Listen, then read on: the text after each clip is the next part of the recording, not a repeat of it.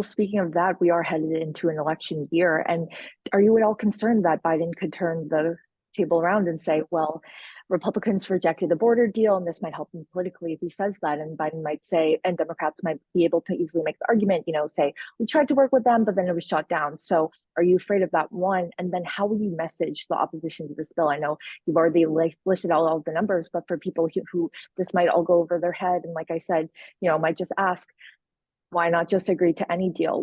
How are you going to message to the opposition? Well, I think Democrats, the deal that they're having is the reason why it's worse to have it than to not have it is the fact that, again, you're normalizing those numbers, and the precedent that you're setting down for future administrations to be able to control it is frightening. But the fact is that Republicans were able to pass our Border Security Act back in May.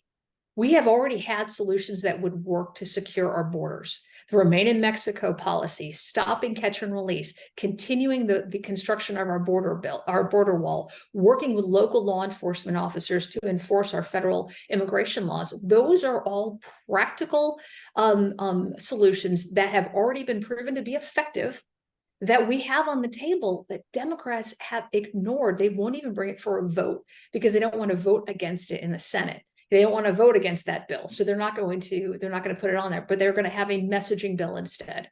The fact is that Republicans in the House have legitimate solutions. They have passed out of the House. We are ready to control the border. Democrats are throwing around messaging bills that will only make this country less safe, more dangerous, and continue human trafficking, human slavery, and cartel activity in our country. And we cannot support it. And this is literally a hill I'm willing to die on. Wow. And if Biden gets reelected, then I'm also curious if Bidens are thinking ahead, next term, you might get a deal that's less attractive next time around. So are you concerned about that? I think right now, when you start looking at Biden's polling numbers and you start looking at his polling numbers specifically as it relate to his policies on the border, he's tanking for a reason.